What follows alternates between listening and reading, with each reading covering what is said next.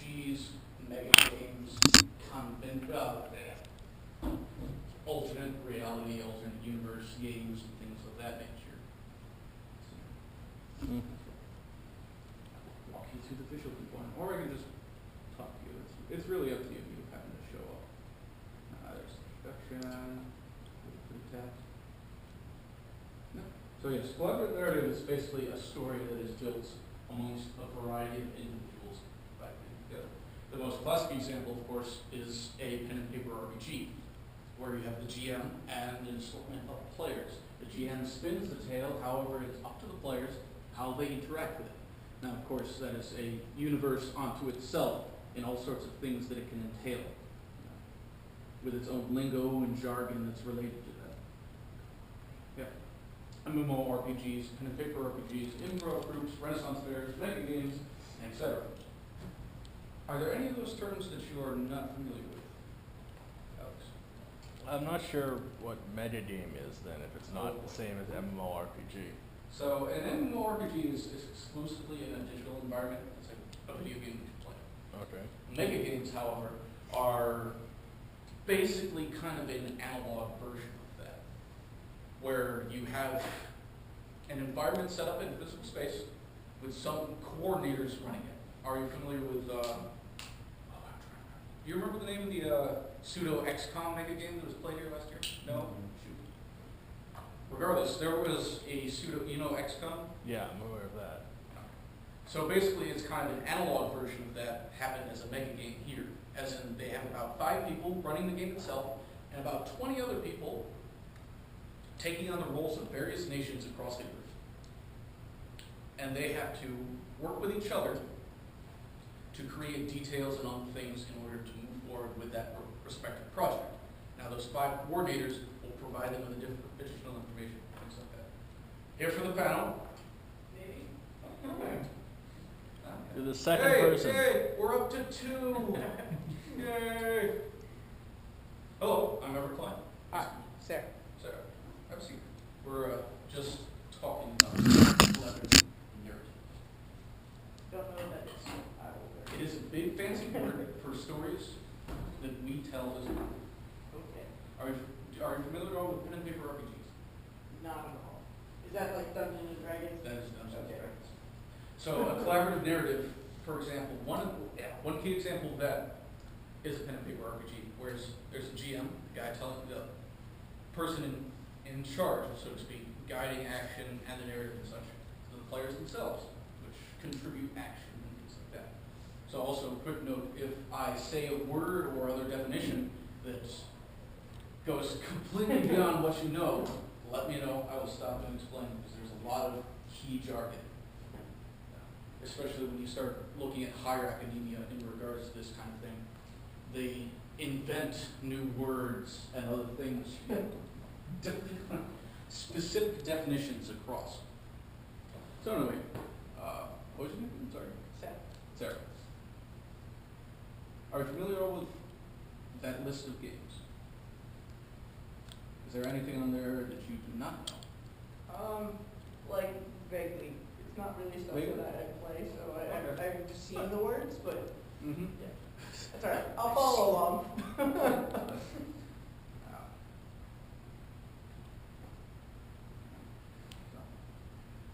A key little saying that I do particularly enjoy, at least in regards to collaborative narrative, is this from Knives In. Each friend represents a world in us, a world not born until they arrive, and it is only by this meeting that a new world is born. So, by this classic example, stories are given considerably more depth by having more than one voice. Ever have a time as a kid playing with friends or that kind of thing, where you start talking about imaginary individuals going through various quests for that kind of thing, or like, oh, my character is best, it's going to beat the crap out of yours. Have you ever read The Road to Terabithia? The bridge to Sarah? Yeah, Bridge to Terabithia. Oh. Yeah, that's kind of what he's talking about. That I read. Well, that's what you mean, right? Hmm? That's what you mean, right? Yes, basically. Kind of a basic pedagogical example a youth example. That's, yeah, pretty effectively, that is kind of a blunt example of collaborative narrative, where you've got a character, somebody else has a character, you're in charge of your character, they're in charge of their character, however you interact with each other. So, in essence, it's kind of like having a book written by multiple people. Putting it in a blunt example. So, on top of this, there is, of course, the collaborative meta-narrative. Now, meta-narrative is an imposing word, but it basically means the story that's above the story, or the story within a story. So, a brief example of that, again, referencing back to hereditary mythia and that kind of thing. The meta-narrative would be the story that's happening about the story. So let's say you got two kids, they each have their own respective characters. The narrative is what those characters do to each other, or happen to have through course of action. The meta-narrative is those two kids interacting with each other. So let's say one of them has a particularly bad day. That could influence that story as well as the story in the game. So meta-narrative is very important because a lot of outside elements, mental, physical, that kind of thing, can influence what happens inside the narrative.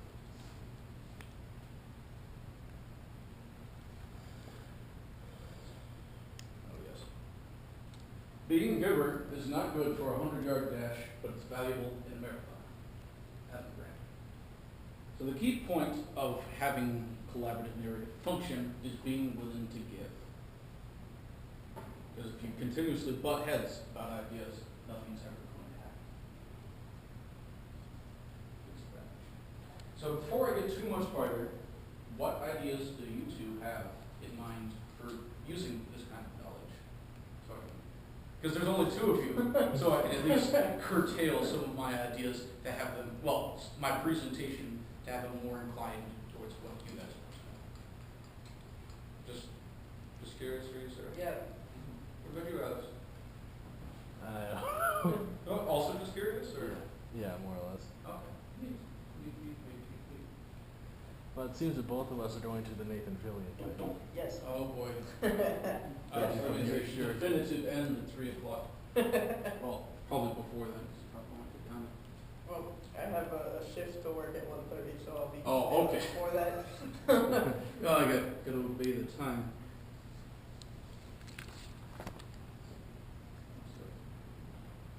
But anyway. Which makes this a little bit, my next point, a little moot in regards to what content is put together in a narrative.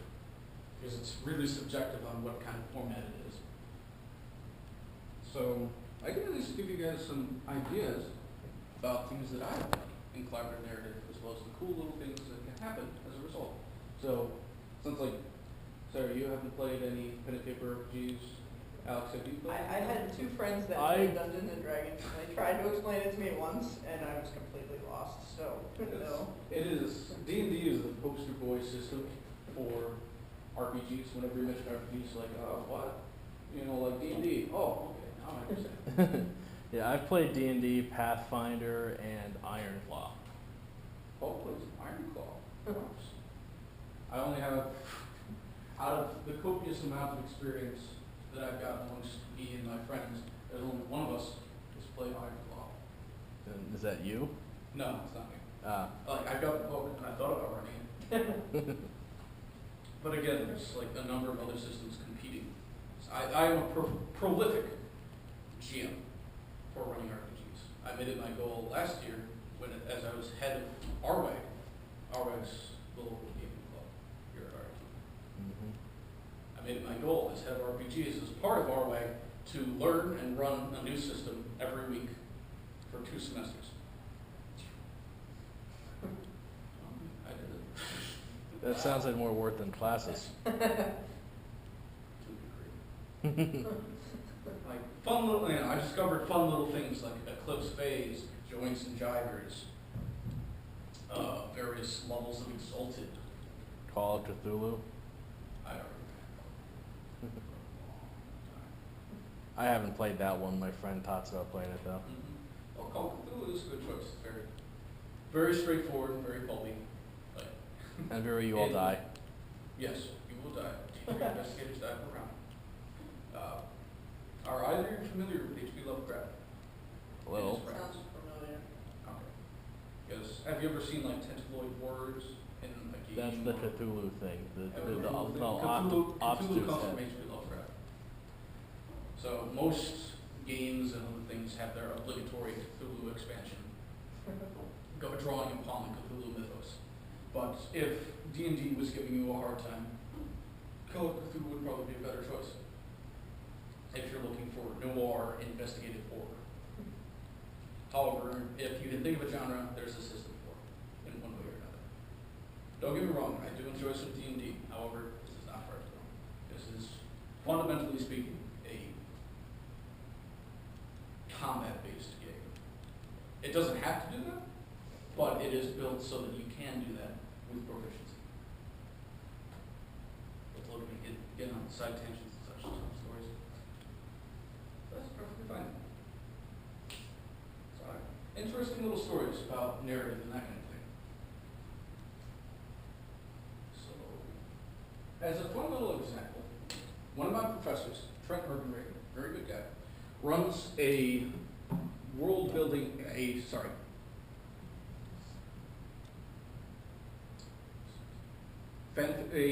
basically a fan fiction workshop class, where the students, class of 20, puts together a wiki page in regards to their fan fiction regarding a particular world. Now, fan fiction is a bit of a dirty word because it elicits all sorts of horrible thoughts about things that people have done for fan fiction. However, he does his best. He is a pretty renowned professor, at least in his area. And I've taken a number of his classes, including that one. And this particular one was Game of Thrones. Are either of you familiar with Game of Thrones? Crap. Well, I'm aware of its existence. And I know that I it know exists. it's a And TV show, I've played the Telltale Games Game of Thrones. Well, then you've got a functional knowledge. I haven't watched the show much new, so. That's fine. But regardless, so you know that there's a bunch of effectively medieval houses and that kind of thing. Mm-hmm. So as part of that class, the students broke up into 5 groups of 4 and made their own houses and played out a course of events taking place at King's Landing. So lots of politics, backstabbing, and other intrigue. Stories generated by both the professor and the players themselves, which is a delightful example of collaborative narrative. Stories that are put together by various voices. All sorts of fun things. Now, I predominantly put this together with RPGs in mind, because that is my mainstream passion. I've been doing that for about 7 years. Wow. As for you two, piquing our curiosity, which leaves us with a couple of things. Let me slice it right now. You don't know? It has been a rough time, my friend. This semester and everything in it. Working, being a student worker, president of a club, working on an independent study capstone project, classes, and the 6 games that I run each week. I do a lot. Well, then again, some of those are online, so don't count as much. But so anyway, this line is pertinent towards RPGs. No plan survives contact with the enemy. Not saying the players are your enemy, however, they can often act like your enemy if you are spinning the story. Think of an example. You're a kid on a beach. You put together a sandcastle. Oh, it's the best sandcastle there ever was. And then your parents say, oh, you gotta play with your cousins. And your cousins come by, and they can, one of them decides, oh, this is a cool little castle. Starts changing some of the random parts, messing with it a little bit. Changes the look of the castle, however, predominantly remains the same. Second cousin is like, oh, what if there's like little people, starts throwing ants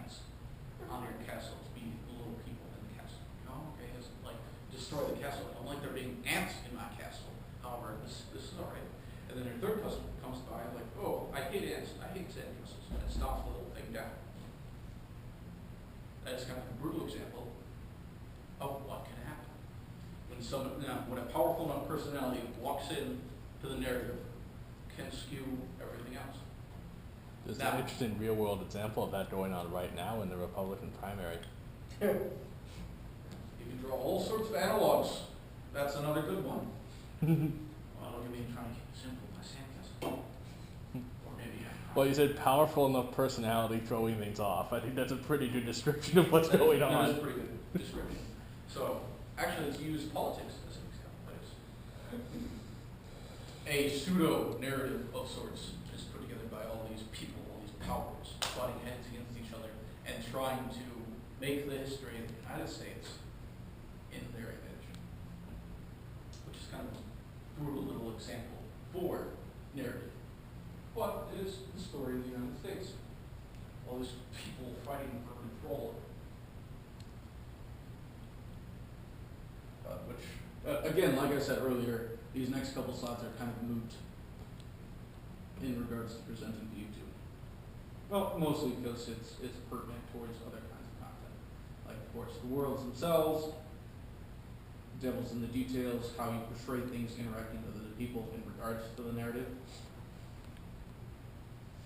And of course, the interaction of plans, proactive action, reactionary action towards individuals involved in said narrative.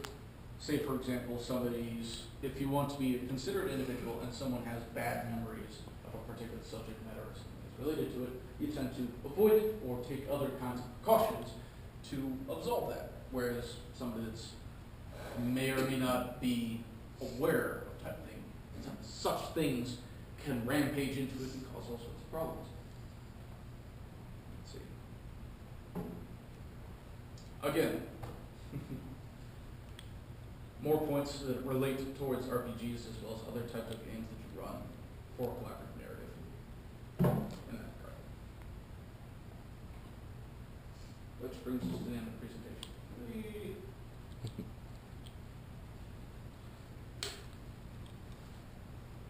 Now, I intended to do some examples via quick little RPG one-shot.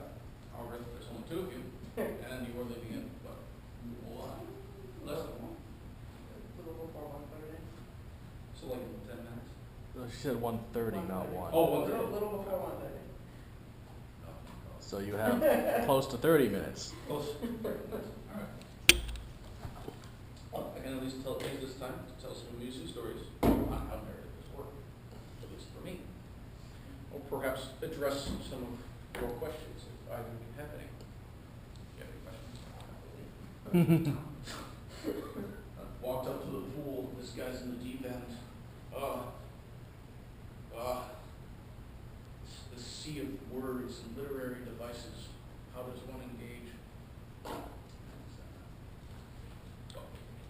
So anyway, I was sort of expecting a sci-fi convention at RIT to have more people show up.